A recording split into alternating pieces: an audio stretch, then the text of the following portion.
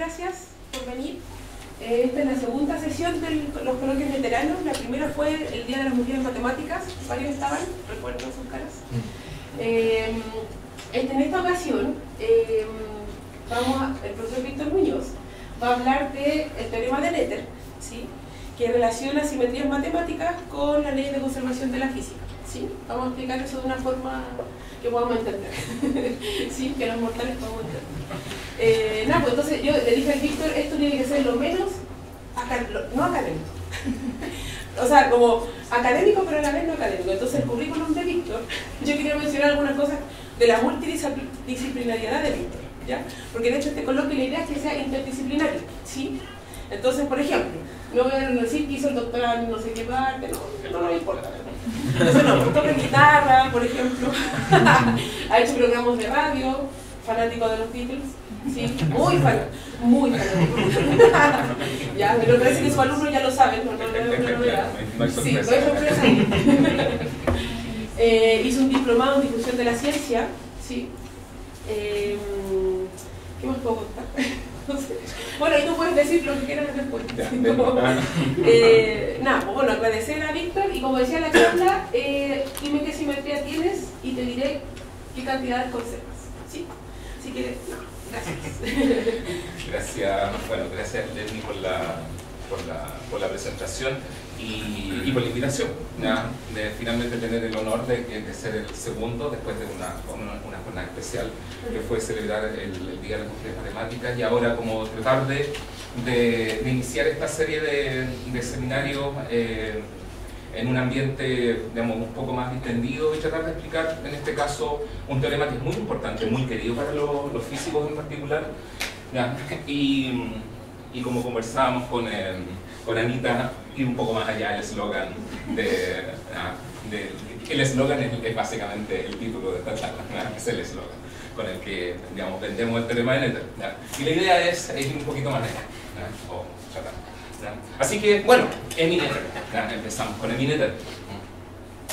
Ella es la autora de este teorema que, como decimos, es tremendamente importante para la física, y a principios del siglo XX ella demostró este teorema que vamos a tratar de dimensionar su importancia y un poco entender, sin entrar necesariamente en todos los detalles matemáticos, de qué se trata, de poder tener una intuición de qué es lo que significa y cómo se llama. Para los que leen alemán, aquí está la primera página del paper de Emmy Noether. El teorema lo hizo en 1915, pero lo publicó en 1918, eso es lo que explica la fecha que está ahí, si se alcanza a ver. Y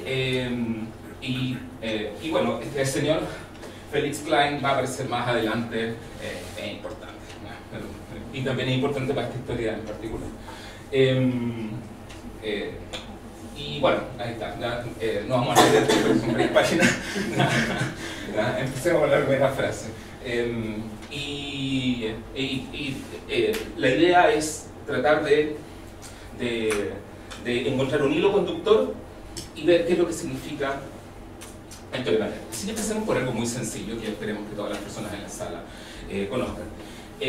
Todos sabemos y le tenemos algo de cariño, pero a la conservación de energía, ya sea los físicos porque, digamos, vivimos de ella, y también la gente que hace matemática porque alguna vez debe haber escuchado la conservación de energía. Cuando uno la ve en los cursos de pregrado, siempre trata de hacer énfasis, o debería tratar de hacer el énfasis, que lo que permite a uno es una manera muy sencilla de resolver los problemas de mecánica. Hay problemas que son difíciles de hacer, y cuando uno los hace con conservación de energía resultan tremendamente sencillos, ¿ya? Este es un caso sencillo, pero nos permite ejemplificar el espíritu de lo que estamos hablando. Para resolver este problema de una piedra que está a una cierta altura y la dejamos caer, uno desde luego sabe que la verdad, y la verdad entre comillas la sabemos desde 1600 y tanto, ¿no? Newton nos dio sus ecuaciones de movimiento, F igual a m por a. Eso es lo que hay que hacer siempre, de eso se trata al final todo, F igual a m por a, ¿no? En mecánica por lo menos, ¿ya? Y eso tiene en este caso esta versión, ¿ya? Así que en principio el problema es resolver una ecuación diferencial con la astucia que podamos tener. Pero otra manera equivalente a esta, y uno puede demostrar que lo es, que es equivalente, es decir, miren, ¿saben que en realidad el tiempo acá no importa? ¿Ya? ¿Ya? O sea, importa pero no, ¿ya? ¿Ya? Porque al final las cosas evolucionan en el tiempo, ¿ya? Pero la belleza de la conservación de energía es decir, mire, ustedes saquen una foto al sistema cuando está comenzando, al principio del problema, y sáquenle otra foto al final. Y lo que usted sabe es que no importa lo que pasa entre medio, hay una cierta cosa, la energía, que se mantiene constante. Y eso es magia. Eso es magia porque es cierto, y es magia porque ayuda realmente a entender el problema a resolver el problema de manera mucho más sencilla, y a entender el sistema físico de una manera distinta, porque ahora uno no ve ecuaciones diferenciales, uno no ve sistemas que están evolucionando en el tiempo, sino que uno ve sistemas que lo que hacen es que, por todas las vueltas que se den en el universo, hacen algo, ¿ya? Hacen esta danza de partículas, por ejemplo, que se las ingenian para mantener la energía constante. Esta cantidad, esta función que se llama energía, y no importa lo que las partículas hagan, no importa lo que el universo haga, ¿no? La energía se mantiene constante. Eso es muy fuerte, ¿no? Entonces, bueno, eso le tiene cariño. Súper bien. Ahora, decir esto para una piedra es relativamente sencillo, ya uno podría decir hasta arriba, pero ¿ya? Hay un problema relacionado con esto que también nos importa mucho en general, y es encontrar las condiciones de equilibrio de un sistema, ¿ya? Y para resolver este problema, que es equivalente en ecuaciones diferenciales a esto, ¿ya? Lo que uno se da cuenta que basta con resolver es este sistema. Es decir, uno tiene la energía, en este caso una parte de la energía potencial, y encontrar el mínimo. El mínimo de la energía potencial le va a decir a uno dónde están los equilibrios. Los equilibrios estables para ser más técnicos, porque uno también podría tener un equilibrio acá, pero uno lo sopla y se la vuelta seca. ¿Ya? Y uno no necesita tener un curso de ecuaciones diferenciales para entenderlo, porque uno ve que una bolita ahí ya se va a caer al más mínimo chiquitito. No, como claro. Pero eso está respaldado por la matemática. ¿Ya? Así que en principio los equilibrios estables de un sistema uno los puede resolver minimizando la energía potencial. Bueno, ahora, de nuevo decir esto para este sistema y para la piedra es sencillo. Pero ¿qué pasa si tenemos un cuerpo más complicado? ¿Ya? ¿Qué pasa si tenemos una cuerda? ¿Qué pasa si tenemos una cadena? Ya no es tan sencillo porque la masa está distribuida a lo largo de la masa, del cuerpo, entonces ya es complicado. O sea, sí, en principio es sumar la energía potencial de todos los pedazos de la cuerda o de la cadena, minimizarla. Pero eso es fácil decirlo, no es tan fácil calcularlo. ¿Ya? Y la gente se demoró en hacerlo. ¿Ya? Este problema, ¿ya? Necesita entonces que nos adentremos un poco en la técnica, y esto es como, no sé, hay más ecuaciones después, pero estas son ecuaciones que yo necesito que sigamos, porque son importantes. ¿Ya? ¿Ya? Lo que uno sabe en principio que tiene que hacer es la masa por G por H. Eso es la energía potencial. Pero ahora tiene una forma alambicada. La masa es una cierta densidad de masa por el tamaño del pedazo de la cadena. G es G, así que no hay nada que hacer. ¿Ya? Y la altura es una función de la posición. Y en principio, lo que uno tiene que hacer es tomar esos pedacitos de mg por h, sumarlos, esa es la energía total, y después minimizarlo. Pero sucede que ahora lo que tenemos que minimizar es la energía respecto a esta función, porque esta función es la que estamos buscando. La solución es una cosa que está dentro de la integral. Entonces ya uno se da cuenta que la cosa técnicamente es desafiante. El concepto es sencillo, pero la técnica es desafiante. Si escribimos esto, ¿ya? Ahí estamos reordenando un poco las cosas, y lo único creativo que hemos hecho hasta ahora es decir que el ds es teorema de Pitágoras, ¿ya? La longitud es el tamaño en x más el tamaño en y, teorema de Pitágoras. Nada del otro mundo. Si es suficientemente chiquitito, esto es cierto. Y después lo que vamos a hacer es sacar este de x hacia acá, y nos va a quedar adentro la derivada. ¿Ya? Chaya, en principio que no hemos hecho nada realmente, es como ordenar esto, ¿ya? Pero bueno, impresiona, ¿ya? Eso es lo que queremos, impresionar siempre el objetivo, ¿ya? Entonces tenemos esto, ¿ya? Pero ahora tenemos este problema puesto de manera matemáticamente precisa. ¿ya? Porque lo que nos damos cuenta es que de lo que se trata este problema es de minimizar una función, un número más bien dicho, que depende de una función que está dentro de la integral, ¿ya? Y no solamente de la función, sino posiblemente de sus derivadas. Y en una de esas, no sabemos, para este problema en sencillo no, pero en principio también podría depender de x, que es la variable respecto a la cual estoy derivando. ¿Ya? Todo está complicado, ¿no? Es fácil decirlo, difícil de calcular. El problema entonces, ¿ya? Se trata de esto, ¿ya? Esta es la manera matemática de poner el problema, ¿ya? Tengo una energía, ¿ya? Una función, un número de hecho, ¿ya? Que es la integral en ciertos extremos, que para simplificar el problema vamos a decir que son fijos, o sea, queremos saber la forma de la curva, pero sabemos que la queremos colgar entre un punto A y un punto B, ¿ya? Así que lo que va a cambiar es la forma, y vamos a encontrar el mínimo de este número cuando yo valido I, ¿ya? Y vamos a derivar respecto a I. Eso es lo que queremos hacer. Esto tiene nombre porque esta función I, ¿ya? Nos da finalmente un número, razón por la cual, nuevamente con el objetivo de impresionar al prójimo, ¿ya? Le llamamos a esto un funcional. Porque uno está acostumbrado a las funciones que convierten números en números. Un funcional es una cosa que convierte una función en un número. Suena bien, suena distinto, suena poderoso, ¿no? Lo es, ¿no? Pero suena bien. Así que de lo que se trata matemáticamente el problema es de minimizar un funcional, ¿ya? Eso es la palabra para el proceso, ¿ya? Y esa es la manera en que lo escribimos, ¿ya?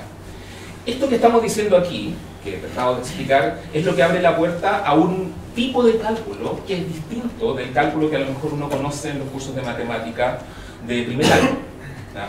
Uno está acostumbrado al cálculo de funciones, donde uno tiene que derivar funciones o integrar funciones. Ahora estamos derivando funcionales. Y eso, nuevamente, para expresionar, le llamamos de otra forma, le llamamos cálculo variacional. Así que lo que estamos haciendo es cálculo variacional. Y esta es la manera, lo más sencillo. Esta es la clase 1 de cálculo variacional, ¿ya? Y eso es el problema. Eso es lo que hay que hacer. Derivar igual a cero, lo de siempre, pero con una función. Okay. Y uno puede demostrar que cuando uno tiene este problema escrito de esta forma, la solución, ¿ya? O sea, esto da esta ecuación. Y de lo que se trata entonces es de resolver esta ecuación. Si la resuelvo el problema y encuentro el mínimo de la energía. Eso se puede hacer, ¿ya? Y es así como uno encuentra, y esa es la razón por la cual estamos seguros cada vez que uno ve una cuerda colgando, una cuerda de ropa, un cable de luz, ¿ya? Uno ve puros cosenos hiperbólicos, porque uno sabe que esa es la curva, esa es la solución de la ecuación, es un coseno hiperbólico. Entonces uno ve ahora, y en la vida le cambia a uno, ¿no? Uno empieza a ver coseno hiperbólico en todas partes, ¿no? Y sí, ¿no? Coseno hiperbólico. Ya, este es el famoso problema de la catenaria por cadena, ¿no? Así que la solución es un coseno hiperbólico. Hay problemas relacionados, hay toda una familia de problemas relacionados con esto. El problema de la geodésica, que es encontrar el camino más corto entre dos puntos. Ya tenemos un bebé que va lo más rápidamente posible, ¿ya? Hacia su madre, ya va por la línea recta. Entonces la guagua, el bebé, está resolviendo el problema de la geodésica finalmente. ¿Cómo llego de la manera más breve, ¿ya? Más corta, a donde está mi mamá? ¿Ya? El problema es un poquito distinto cuando yo tengo espacios curvos y uno puede demostrar que los caminos más cortos, o sea, la geodésica, corresponden a los meridianos. Y esto no es solamente un problema de lo que técnicamente se llama en el área de la matemática que corresponde a la geometría diferencial, ¿ya? Sino que además tiene consecuencias para relatividad general, ¿ya? Porque Einstein lo que hizo fue mostrar que uno podía usar todo este aprendizaje para describir la gravedad a grandes escalas del universo. Entonces el problema es encontrar, la luz se mueve por las geodésicas del universo, del espacio-tiempo. Todo muy poético, ¿no? Y bueno, la demostración de esto fue un famoso eclipse que justamente hace poco se festejaron los 100 años y tenemos otro eclipse, ¿no? En breve, así que se lo pueden ver bien y si no tiene suerte uno debería poder ver esto también, seguro para las personas, ¿no? Así que todo este problema de la geodésica tiene que ver con el mismo, encontrar el camino más corto entre dos puntos. Otro problema famoso relacionado con esto es de la tautócrona. Encontrar la curva tal que no importa de dónde parta, ¿ya? Siempre van a llegar al mismo tiempo acá. Si todo funciona, deberíamos tener un video.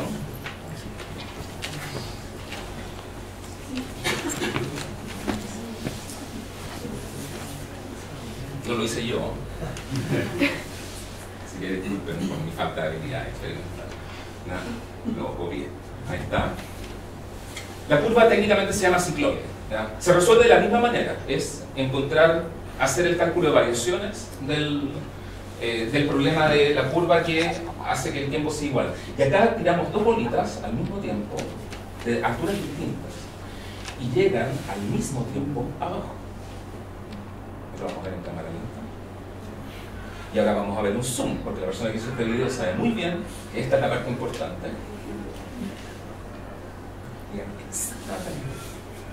O sea, el poder de la matemática que uno tiene acá es de verdad, están los créditos y todo eso, ¿no? El profesor Ferrer, que está aquí, yo vi una tautócrona hecha por el profesor Ferrer, así que si alguien quiere aprender a hacer una tautócrona for real, no soy yo la persona.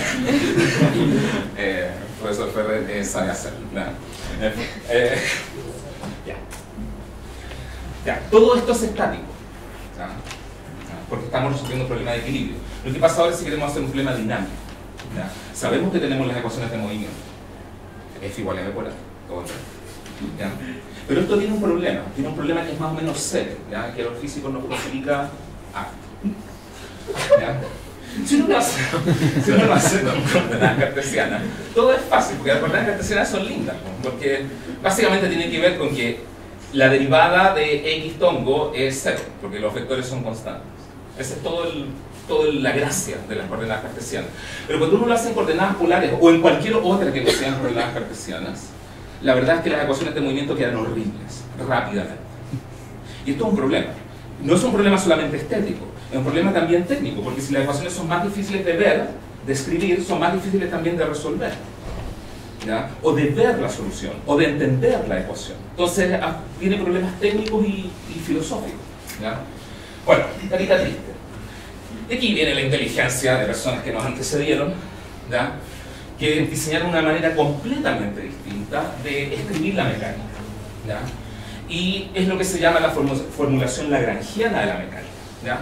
Y lo que se dio cuenta la gente en algún momento es que si uno define una función que no es la energía, es pariente de la energía, pero no es la energía, es la diferencia entre la energía potencial, la energía cinética menos la energía potencial. La energía mecánica es la suma, esto es la resta. ¿Y por qué eso hace una diferencia? Hace una diferencia profunda, muy profunda.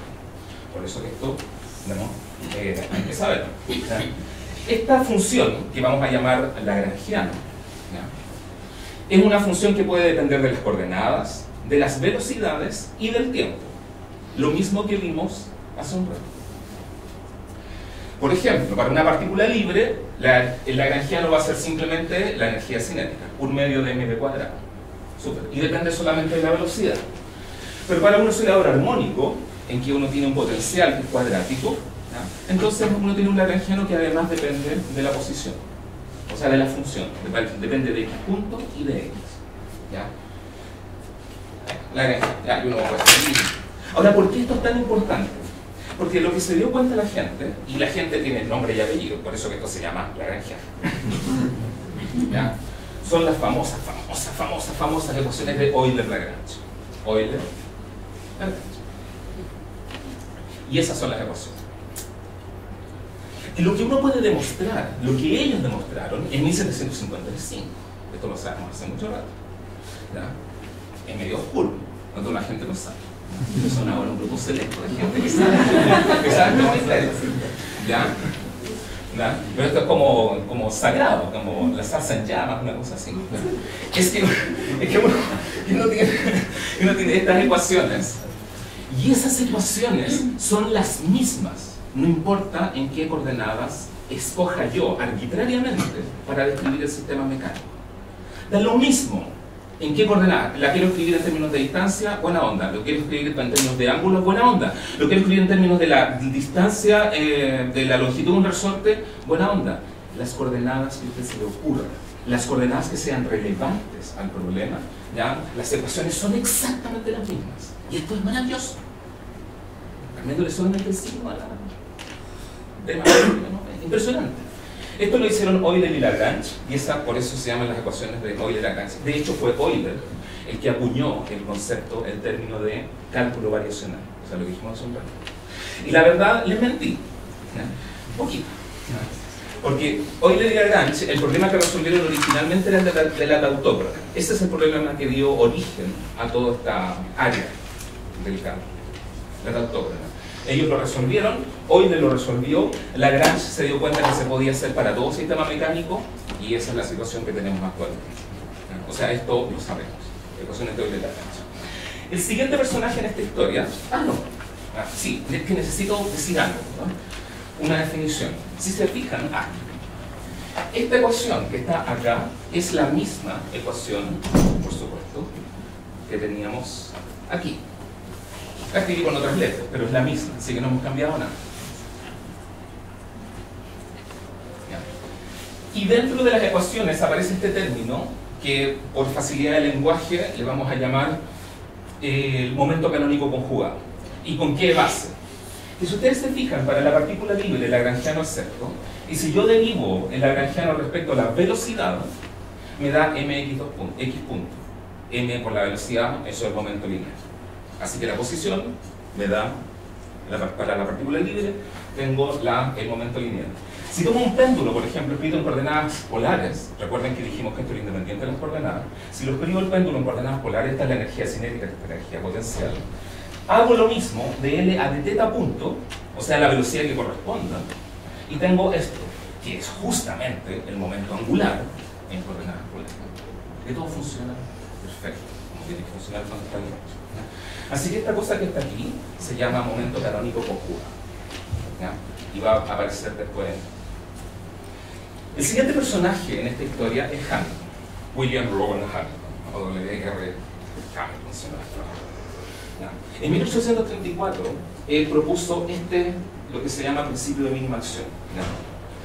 Y el principio de mínima acción dice, perfecto, tenemos la ecuación de Euler-Lagrange hace un siglo. Entonces lo siguiente que yo quiero decir es que si yo defino un funcional de las coordenadas, que voy a llamar acción, esto es lo que se llama acción, S es la acción, es la integral del lagrangiano. Entonces yo puedo demostrar, eso es lo que hizo Hamilton, que las ecuaciones que resultan, que al hacer el cálculo variacional de la acción respecto a la trayectoria, reobtengo la ecuación de Lagrange. Fantástico, porque ahora sucede que las ecuaciones de movimiento provienen de un principio mínimo. O sea, en la naturaleza está tratando, de la misma manera que la piedra trata de minimizar la energía y por eso cae, esa sería como la manera aristotélica de verlo, ¿verdad? Aquí lo que estamos diciendo es que la naturaleza se comporta cuando se mueve minimizando algo, minimizando la acción. Nos movemos minimizando la acción. ¿Cómo lo sabemos? Porque Hamilton lo demostró. Defino este funcional, lo derivo respecto a la trayectoria y lo que yo obtengo son las ecuaciones de Euler-Lagrange, que son equivalentes a F igual a M por A. Extraordinario. La naturaleza se mueve minimizando la acción, se las arregla para hacerlo siempre. Nosotros nos damos cuenta, pero lo hacemos. Ok, dan vuelta. Y esto es en llamas.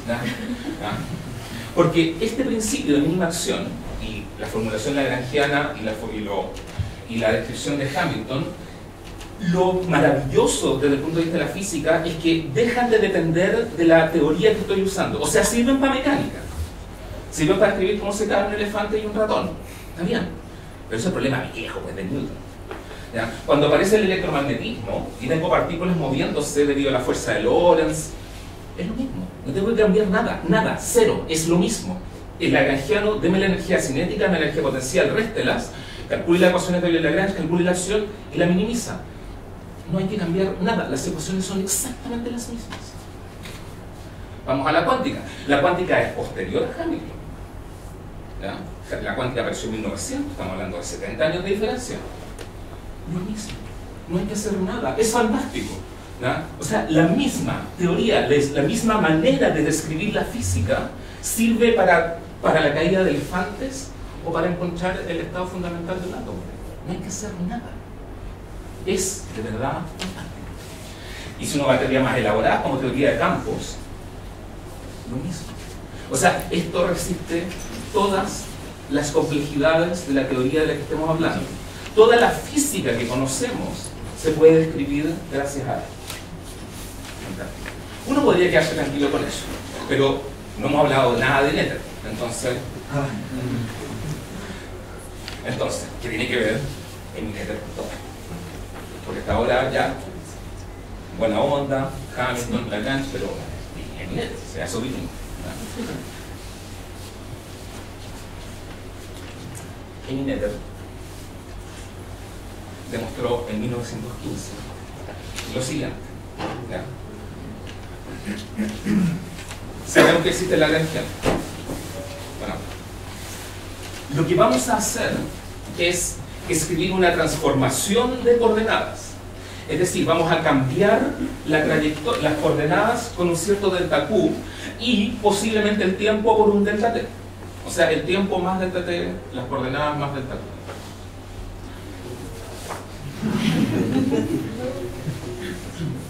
¿Qué pasó? No fue. No, Pero vamos a descontar. Entonces, tenemos la transformación de coordenadas. Uno puede encontrar la variación del lagrangiano debido a esta transformación de coordenadas. Esto suena medio scary, medio... ¿verdad? Pero si ustedes lo miran con el amor adecuado, siempre es un problema de la cantidad de amor que uno tiene para ver el universo, siempre. ¿verdad? Entonces, si ustedes le dan un poquito de cariño a esto, ¿verdad? Se dan cuenta que tampoco es tan terrible, porque lo que está pasando aquí es la regla de la cadena en el fondo. ¿Ya? O sea, derivo respecto a Q, delta Q, derivo respecto a Q punto, y esta cuestión ya el tiempo ya es complicado. ¿Ya? Pero, digamos, esa es la variación del lagrangiano, básicamente la regla de la cadena. ¿Ya? Porque el lagrangiano depende de cosas, y esas cosas a su vez dependen del tiempo, que las coordenadas. Así que en Noether sabe esto, ¿ya? El lagrangiano, la variación. ¿En qué consiste el teorema? Lo que dice Noether es que si la transformación es una simetría, y ahora tenemos que ponernos serios, ¿qué es lo que significa una simetría? Una simetría, en principio una simetría podría significar que el lagrangiano no cambia. O sea, delta L igual a 0. Pero no vamos a ser tan violentos. No hay necesidad de la violencia. La violencia no produce nada. ¿Ya? En realidad, como el lagrangiano está debajo de la integral, nos basta con que la variación del lagrangiano sea una derivada total. Porque si es una derivada total, como está dentro de una integral, entonces al integrar una derivada total es la diferencia entre los extremos. Y como los extremos son fijos, entonces no pasa nada. Así es lo mismo. ¿No? Así que si hay es lo que uno llama técnicamente un término de borde. ¿No? Si uno tiene un término de borde, la verdad es que es como si nada. Así que afortunadamente no necesitamos que la simetría consista en que el lagrangiano no cambie, sino lo que necesitamos es que el lagrangiano sea una derivada, el cambio sea una derivada total. Con eso es suficiente. Ya, si la transformación es una simetría, este es el tema. Démosle el efecto dramático. Entonces, hay una cantidad conservada. Esto es lo que demostró en Noether. Una cantidad conservada que uno es capaz de encontrarla. Esto se conserva. Una cosa así media rara, ¿no? Pero, ¿y qué significa que se conserve? Que esta cosa, cuando yo la derivo respecto al tiempo, yo puedo demostrar que eso es cero. No cambia. Y los físicos nos encantan las leyes de conservación. Porque ya sabemos, gracias a la conservación de energía, que nos dan un poder gigante. Entonces uno sospecha que esto es un teorema súper importante. Porque nos está entregando, no por casualidad, sino porque nos está entregando una manera de construir una cantidad conservada. Y como sabemos que las cantidades conservadas son las que nos permiten resolver los problemas de manera sencilla, entonces este es el teorema que necesitamos. Este tiene que ser nuestro teorema madre. ¿No? Porque nos está diciendo cómo encontrar cantidades conservadas de manera sistemática. Basta con mirar el lagrangiano. Si ustedes encuentran una simetría del lagrangiano, entonces tiene una cantidad conservada. Y no va a fallar nunca, porque es un teorema. Ya, esto podría ser chaya, ¿no? Pero veamos cómo funciona en la práctica. ¿Qué es lo que pasa, por ejemplo, con el caso más sencillo?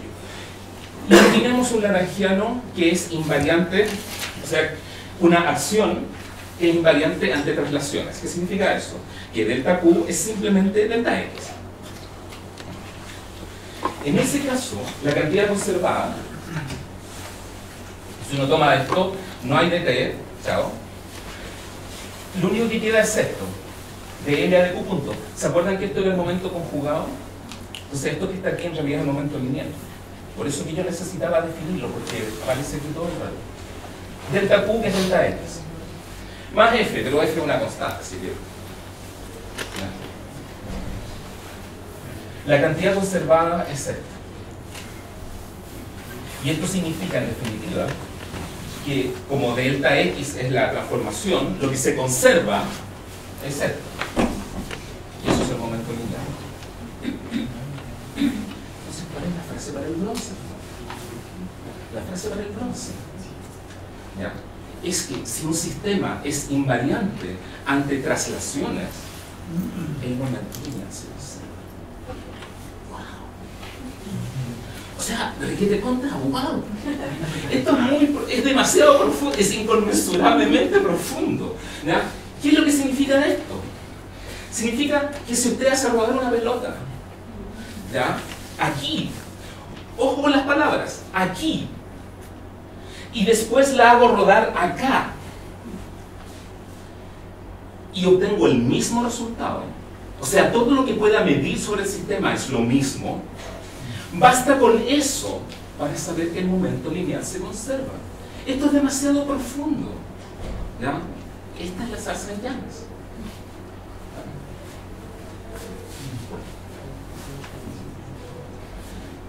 Una situación en que esto no sucede es si hago el experimento en la dirección vertical. Porque si yo suelto una piedra aquí, yo puedo medir, por ejemplo, la velocidad con la que llega a la mano. Y si hago el experimento y lo pongo más arriba, va a ser diferente el resultado.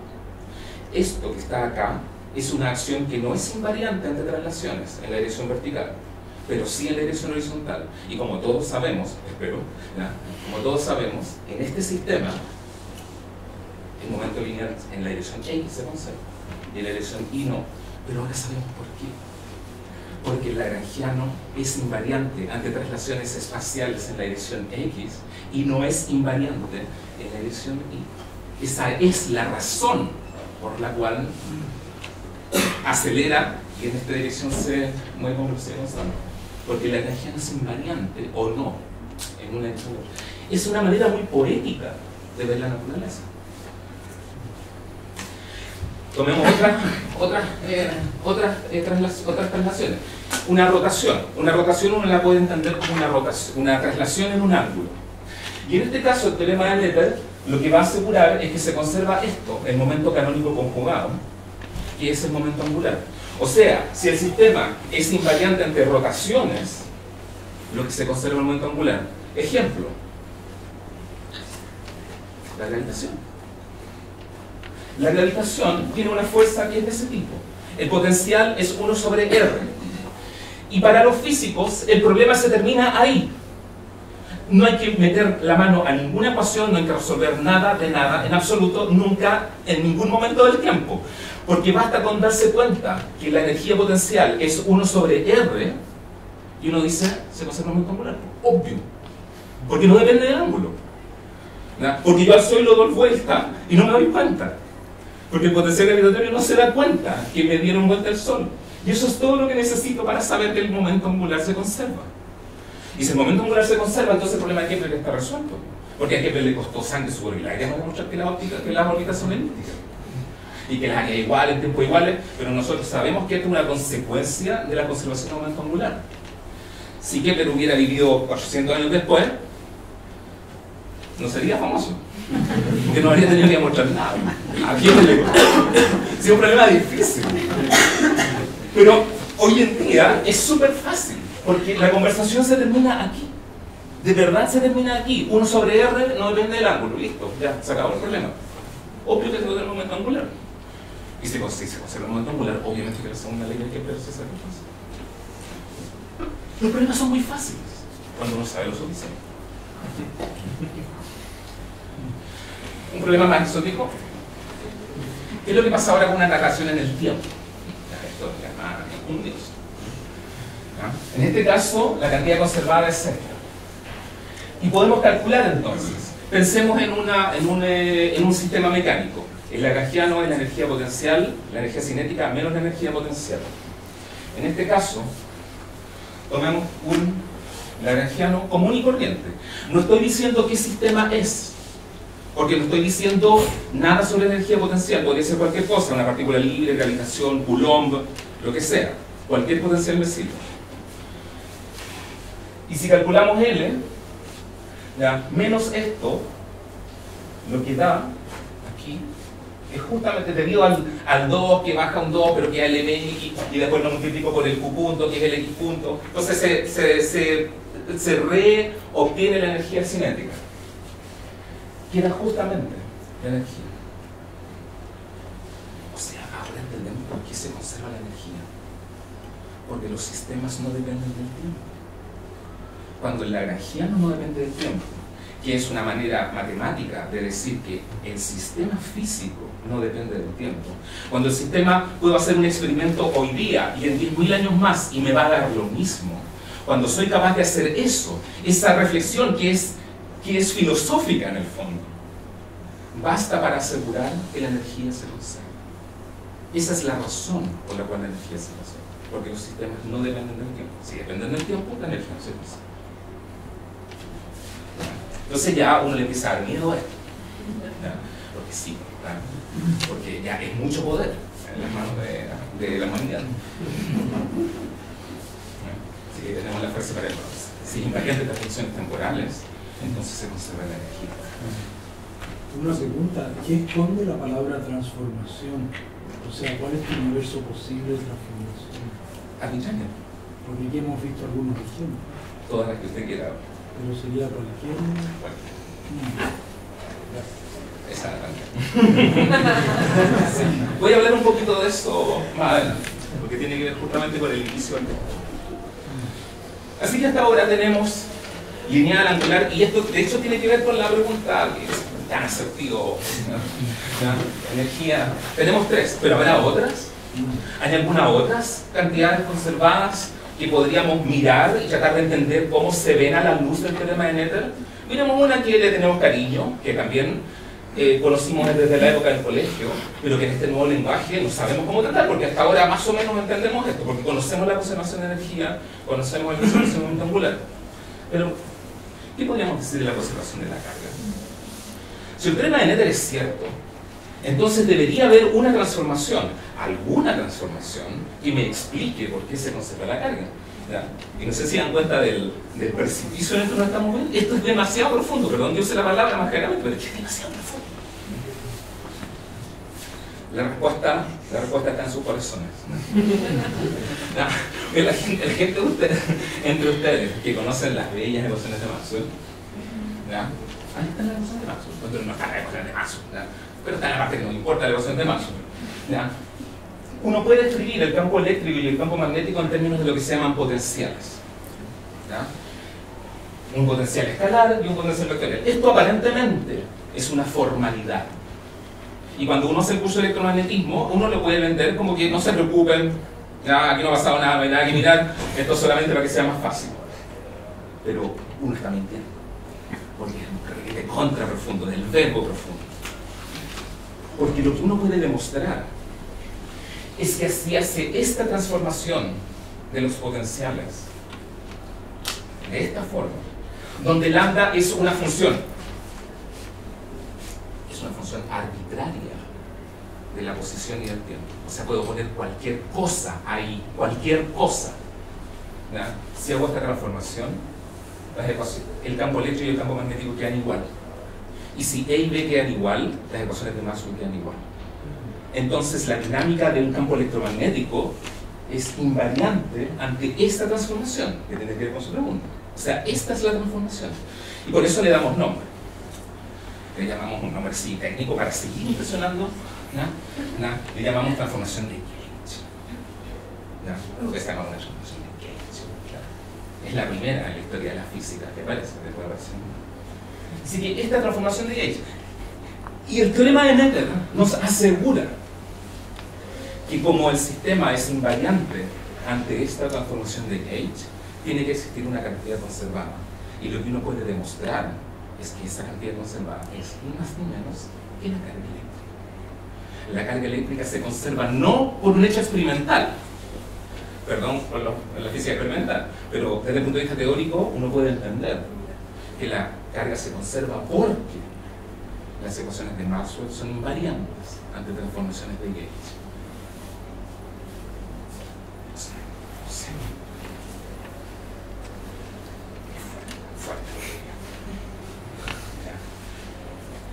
Este problema, tal como está escrito aquí, es tremendamente importante para la física, porque la gente se dio cuenta que las teorías de Gauge eran la manera de construir las teorías fundamentales de la naturaleza.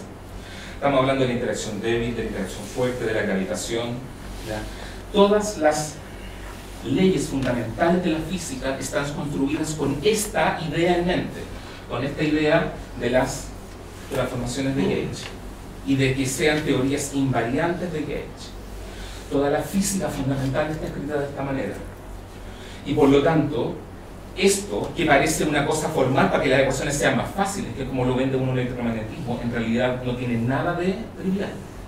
Es muy profundo, porque es la única manera en que los físicos sabemos construir teorías fundamentales de la naturaleza. Funcionó con el electromagnetismo, podría haber sido casualidad, pero no lo es. Funciona una y otra vez. Hay un poder aquí gigante y se conecta, por supuesto, con el teorema de Noether. Entonces, finalmente, el teorema de Noether tiene que ver con la manera en que sabemos hacer física hoy día, con la manera en que sabemos construir teorías de la naturaleza fundamentales. Sin el teorema de Noether estaríamos perdidos, no sabíamos dónde buscar, no sabíamos cómo construir nuevas leyes de la naturaleza. El teorema de Noether es el que nos guía, porque sabemos cómo hacerlo. Gauge, carga, perfecto. Cantidad conservada, sabemos lo que tenemos que hacer, estamos en terreno conocido.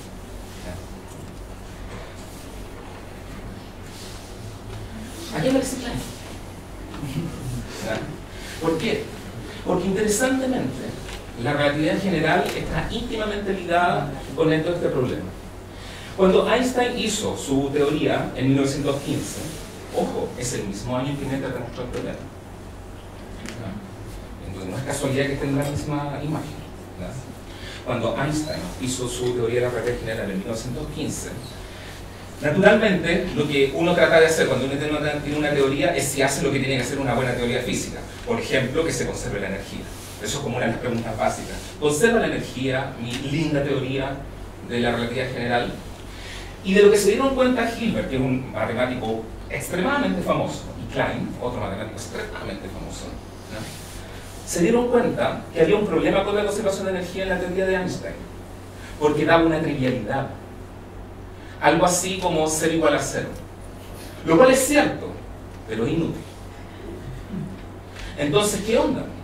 O sea, tenemos esta tremenda teoría, le aplicamos la conservación de energía, tratamos de mirar la conservación de energía y nos da 0 igual a 0. Buena onda, pero no sirve para nada. ¿Significa eso que la teoría no tiene peso político? Pero Hilbert conocía a Noether y acudió a él.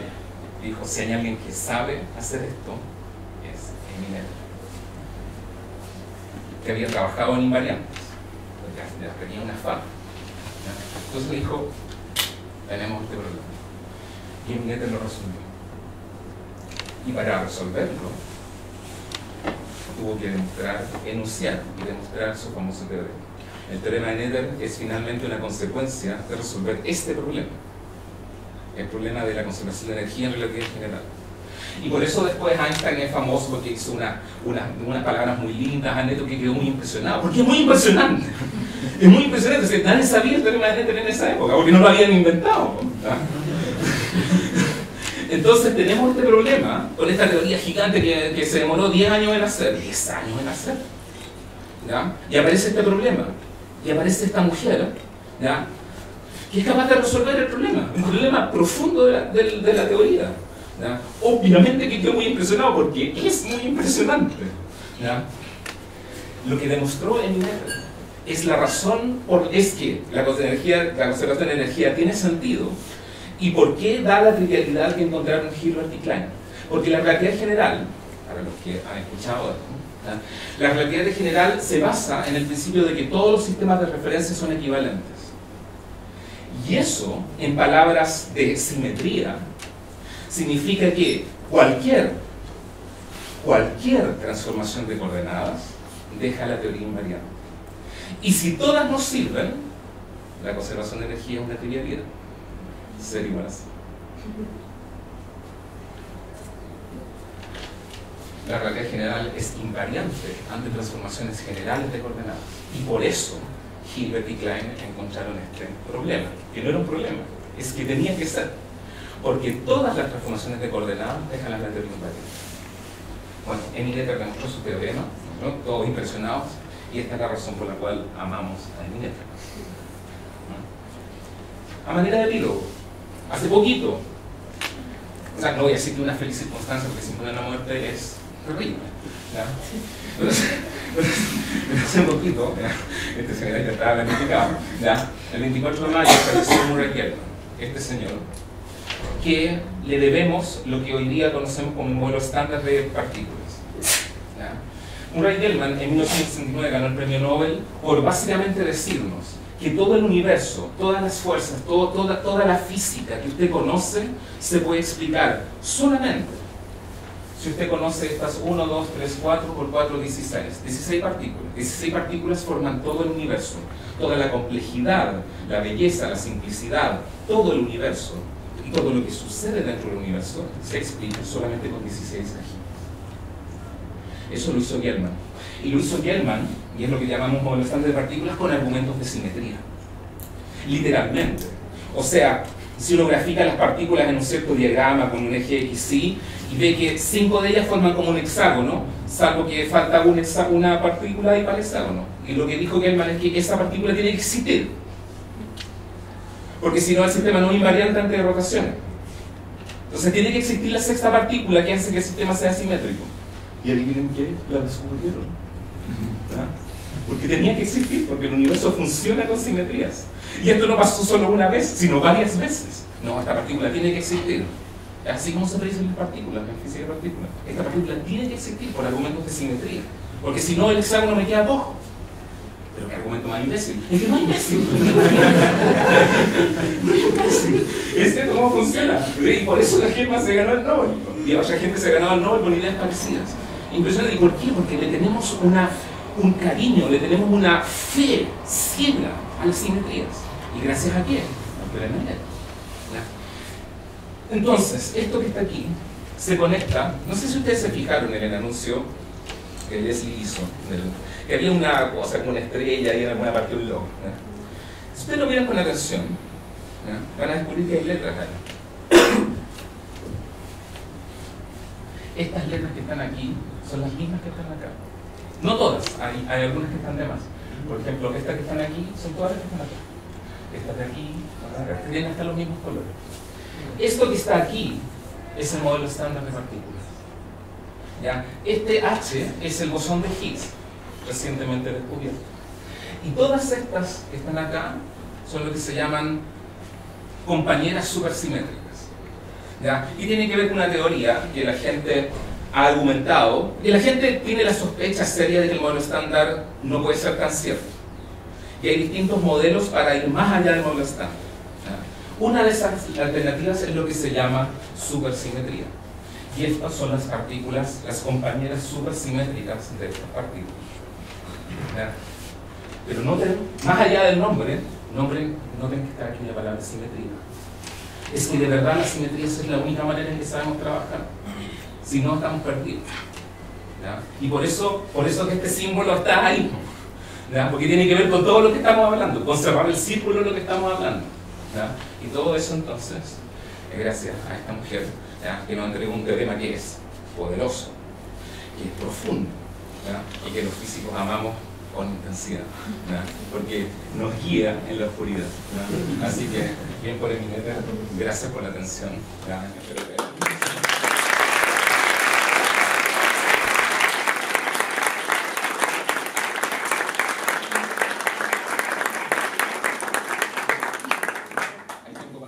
Sí, ¿hay alguna pregunta?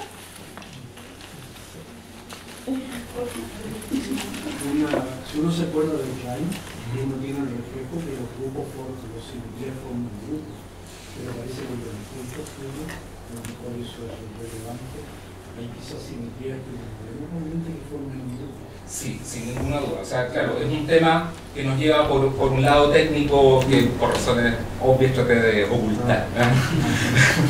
Pero sí, o sea, por ejemplo en relatividad especial, las transformaciones de Lorentz, que son las que dejan invariantes, o sea, una de las cosas a las que dejan invariantes pues son precisamente el módulo de los cuadrivectores, en fin, es una transformación de simetría. Las transformaciones de Lorentz son un grupo. ¿Perdón? Sí, claro, sí. ¿Ya? Y por ejemplo, si uno les agrega las traslaciones a las transformaciones de Lorentz, que son rotaciones en el espacio de Minkowski, entonces uno, en el espacio-tiempo, entonces uno le puede agregar las traslaciones y uno tiene el grupo de Poincaré. Entonces, en realidad, la relatividad especial es invariante al grupo de Poincaré. Las transformaciones de Gauge forman un grupo. Todo este lenguaje de Biellmann, yo lo conté de manera, digamos, amistosa, ¿verdad?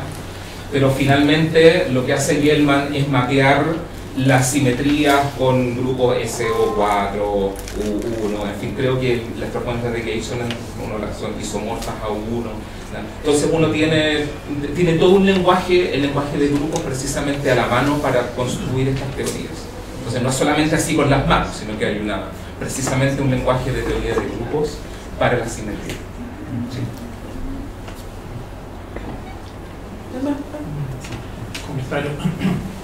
Cuando nos pasaron el teorema nos dieron el paper de Nettel, y esto es un comentario tremendo, porque nosotros después del tiempo, porque lo que importaba era calcular y fantástico el teorema, y estamos fascinados con el teorema, fue una motivación en la carrera tremenda cuando vimos, pero nunca nos dijeron que Nettel era mujer. No. Por la culpa de tu nombre.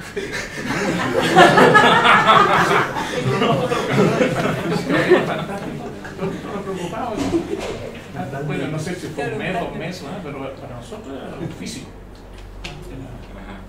Y el otro comentario es que, bueno, cuando te pasan todas estas cosas, uno dice, bueno, las entiendo, la mecánica analítica, entiendo todas esas cosas que pueden haber sido bastante complejo hacerlo. De hecho, Einstein peleaba con Hilbert, las cartas de Hilbert a Einstein están peleando la relatividad general. Supe que todas las cartas de Hilbert a Einstein se perdieron y las de Einstein y Hilbert están. Curioso esto. Entonces la pregunta es, ¿existe entre Nettel y alguien más alguna controversia? Uno dice, ¿por qué no hubo otros negros? Me falta ahí la documento.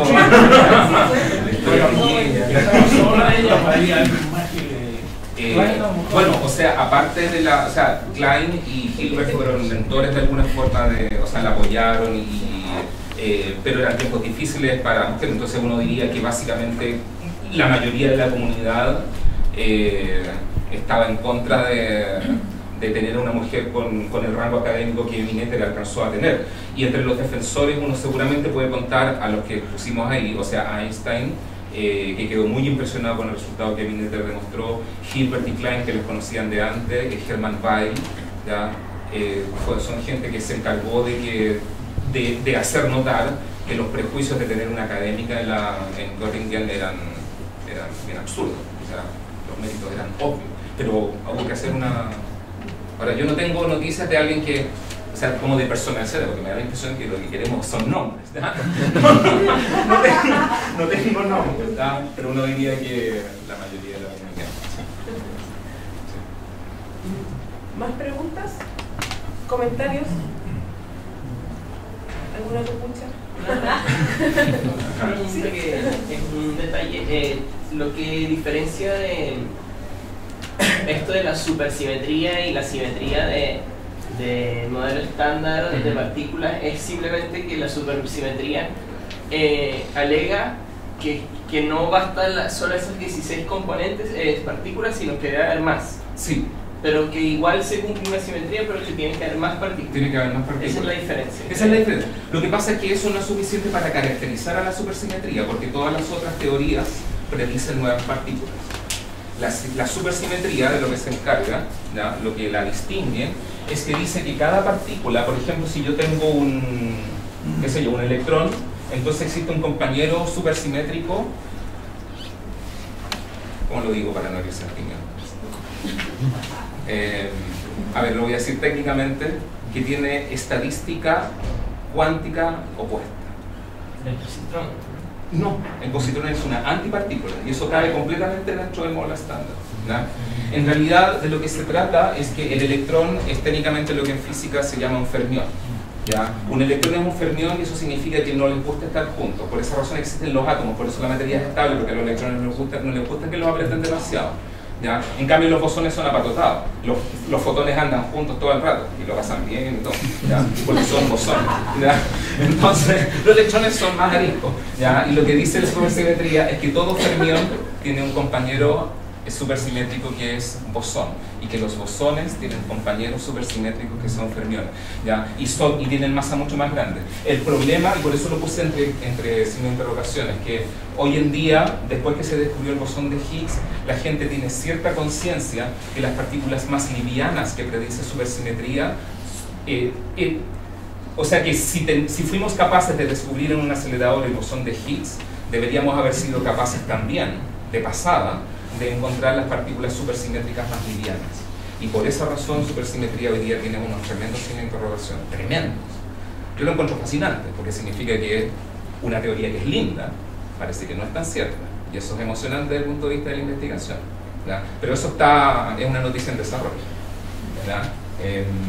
Por eso que tiene signo de interrogación. Es una linda teoría, pero parece que no. Bueno. Gracias. Oye, ¿en qué ramo se ve el teorema de este? Mecánica analítica. Mecánica analítica. Sí, en el tercer año de física. Ahí. Ahí se ve. Ya. Y después, ¿No han llegado todavía? claro, en la versión por lo menos de mecánica, ¿ya? Porque la versión de teoría de campos, en fin, más elaborada, uno la podría ver en cursos de posgrado también, ¿ya?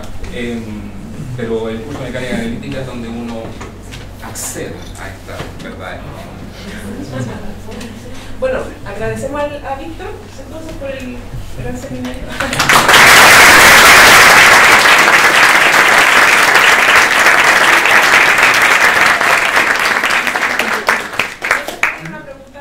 ¿Puedo preguntar en las galletitas? ¿Sí? En la sala del café de matemáticas hay galletitas, jugo, café. ¿Sí? Y por supuesto, sí, dejar la invitación abierta a las próximas. Bueno, también, obvio. Una vez al mes, todos los miércoles. Un primer miércoles de cada mes. Eso. Sí, para que se estén atentos. Gracias.